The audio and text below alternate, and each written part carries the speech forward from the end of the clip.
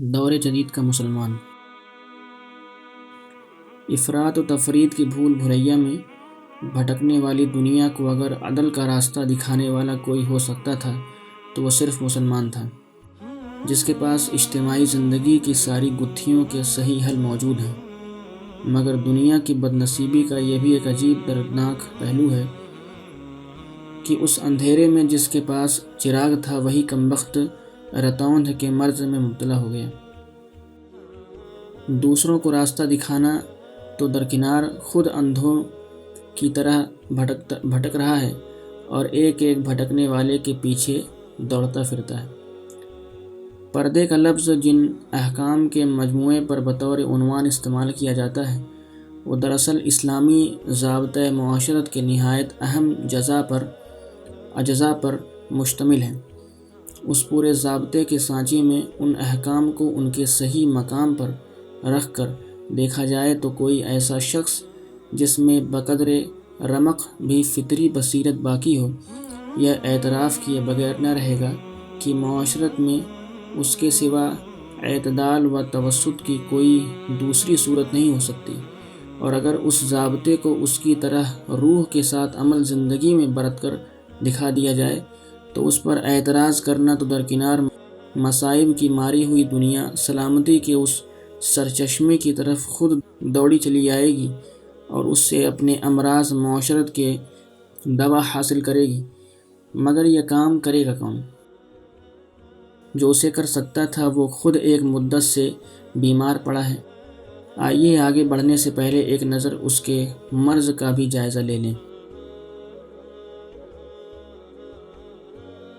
تاریخی پس منظر: 18ویں صدی کا آخری اور 19ویں صدی کا ابتدائی زمانہ تھا جب مغربی قوموں کی ملک گیری کا سیلاب ایک طوفان کی طرح اسلامی ممالک پر امڑ آیا، اور مسلمان ابھی نیم خفتہ و نیم بیدار ہی تھے کہ دیکھتے دیکھتے یہ طوفان مشرق سے لے کر مغرب تک تمام دنیا اسلام پر چھا گیا۔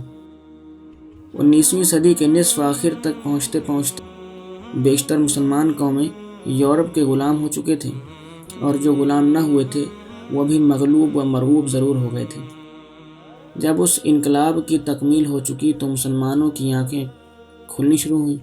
وہ قوم غرور جو صدہا برس تک جہان بانی و کشور کشائی کے میدان میں سر بلند رہنے کی وجہ سے پیدا ہو گیا تھا، دفعتاً خاک میں مل گیا، اور اس شرابی کی طرح جس کا نشہ کسی طاقتور دشمن کی پیہم ضربات نے اتار دیا ہو، انہوں نے اپنی شکست اور فرنگیوں کی فتح کے اسباب پر غور کرنا شروع کیا۔ لیکن ابھی دماغ درست نہیں ہوا تھا، گوشہ اتر گیا تھا، مگر توازن ابھی تک بگڑا ہوا تھا۔ ایک طرف ذلت کا شدید احساس تھا جو اس حالت کو بدل دینے پر اصرار کر رہا تھا، دوسری طرف صدیوں کی آرام طلبی اور سہولت پسندی تھی جو تبدیل حال کا سب سے آسان اور سب سے قریب کا راستہ ڈھونڈنا چاہتی تھی۔ تیسری طرف سمجھ بوجھ اور غور و فکر کی زنگ خوردہ قوتیں تھیں جن سے کام لینے کی عادت سالہ سال سے چھوٹی ہوئی تھی۔ ان سب پر مزید وہ مرعوبیت اور دہشت زندگی تھی جو ہر شکست خوردہ غلام قوم میں فطرتاً بیدار ہو جاتی ہے۔ ان مختلف اسباب نے مل جل کر اصلاح پسندی مسلمانوں کو بہت سی عقلی اور عملی گمراہیوں میں مبتلا کر دیا۔ ان میں اکثر تو اپنی پستی اور یورپ کی ترقی کے حقیقی اسباب سمجھ ہی نہ سکے، اور جنہوں نے ان کو سمجھا ان میں بھی اتنی ہمت، جفا کشی اور مجاہدانہ اسپرٹ نہ تھی کہ ترقی کے دشوار گزار راستوں کو اختیار کرتے۔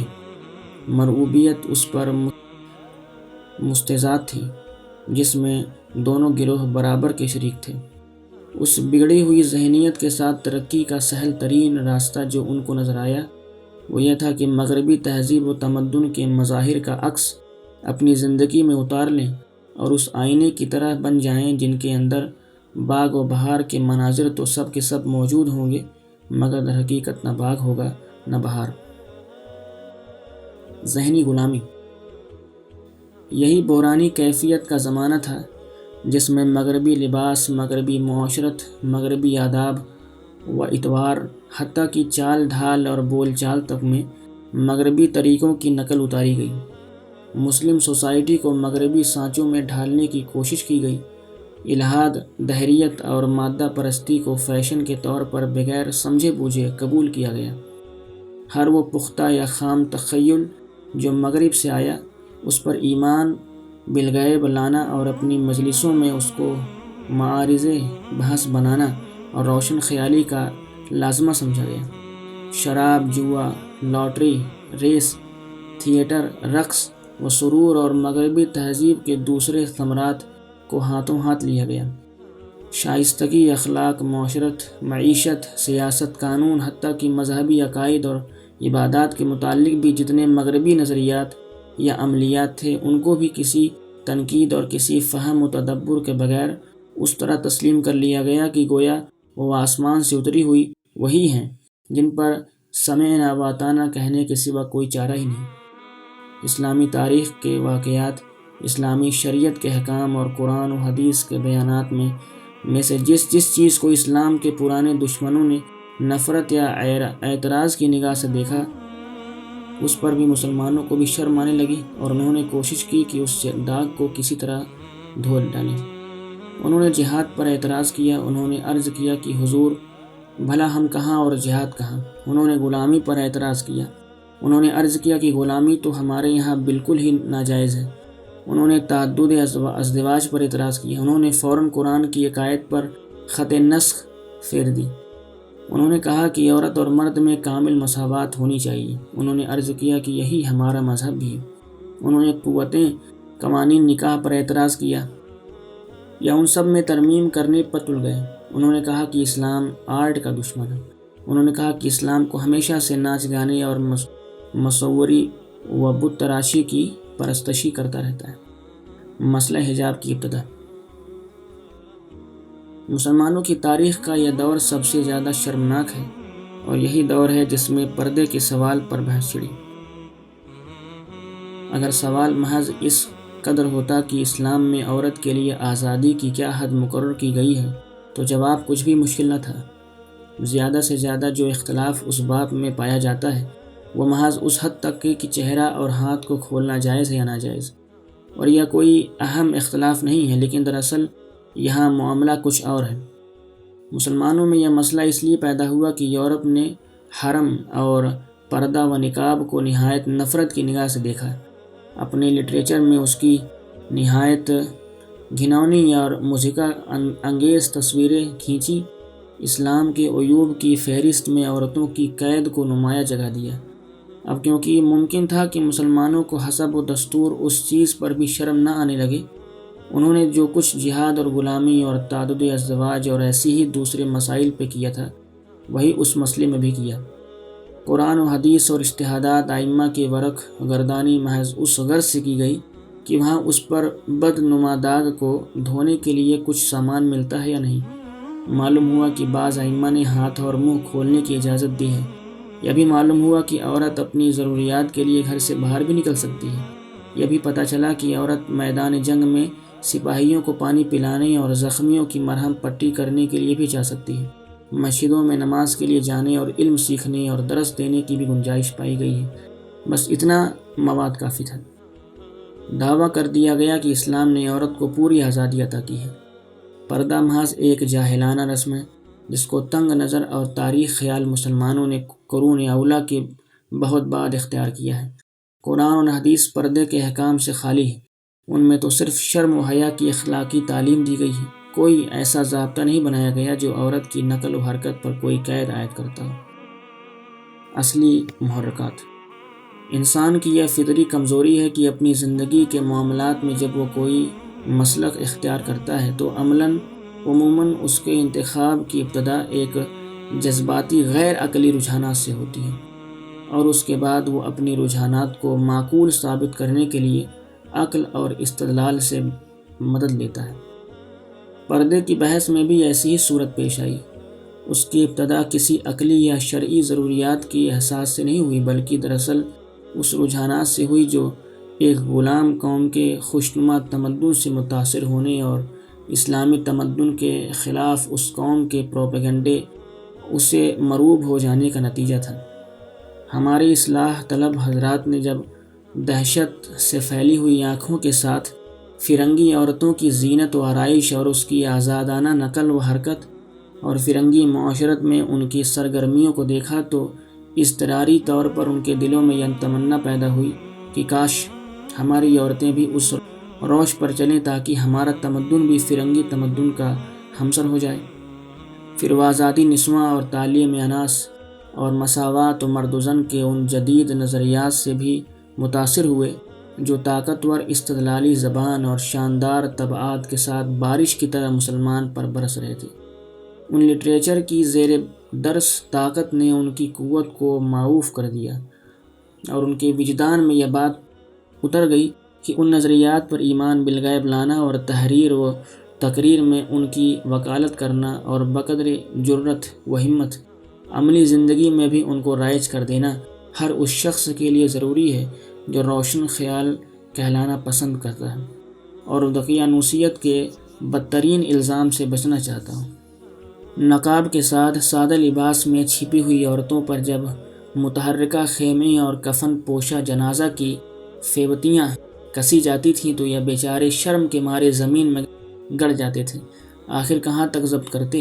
مجبور ہو کر یہ محسوس ہو کر ہر بہرحال اس شرم کے دھبے کو دھونے پر آمادہ ہی ہو گئے۔ 19ویں صدی کے آخر زمانے میں آزادی نسواں کی جو تحریک مسلمانوں میں پیدا ہوئی اس کے اصلی محرک یہی جذبات اور رجحانات تھے۔ بعض لوگوں کے شعور خفی میں یہ جذبات پھیلے ہوئے تھے اور ان کو خود بھی معلوم نہ تھا کہ دراصل کیا چیز انہیں اس تحریک کی طرف لے جا رہی ہے۔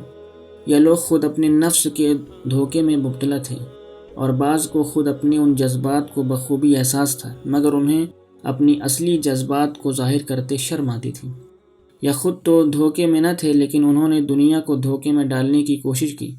بہرحال دونوں گروہوں نے کام ایک ہی کیا اور وہ یہ تھا کہ اپنی تحریک کے اصل محرکات کو چھپا کر ایک جذباتی تحریک کے بجائے ایک عقلی تحریک بنانے کی کوشش کی۔